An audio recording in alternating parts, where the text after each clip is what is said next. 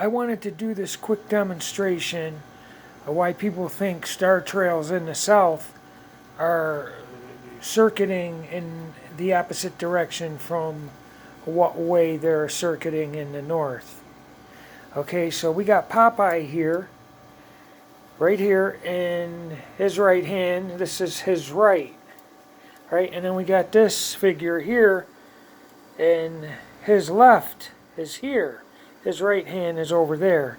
So they're both facing each other, right? So then we got, let's say, I use a stick, an airplane or an object flying directly overhead of these two people facing each other. Let's say this guy's in the north, this guy's in the south, and something flies overhead in between them. This guy is going to say that this object flying over flew to his right. See what I'm saying? It went this way. So he says, okay, it flew to my right. But this guy directly across from him a ways, the plane will fly overhead in that direction, and he'll say, no, it flew to my left. You understand what I'm saying? The plane flies in one direction. Two guys are facing each other over a distance. This guy sees it go that way, but he says, oh, it's going to the right. See what I mean? But this guy facing him over a distance sees the same object go that way, but he's saying, nope, it's going to my left. And it'll appear, if he looks up, as if it's going to his left. So they're both looking at the same celestial objects. But due to perspective of one's locale, the direction they face, it'll appear as if they're going in opposite directions, because this guy's looking up from a distance at something going by that way, and it appears to be doing so from his left. These guys can't see each other.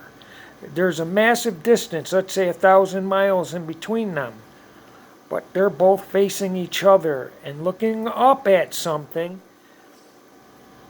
You will say this object is going left, because that's his bearing.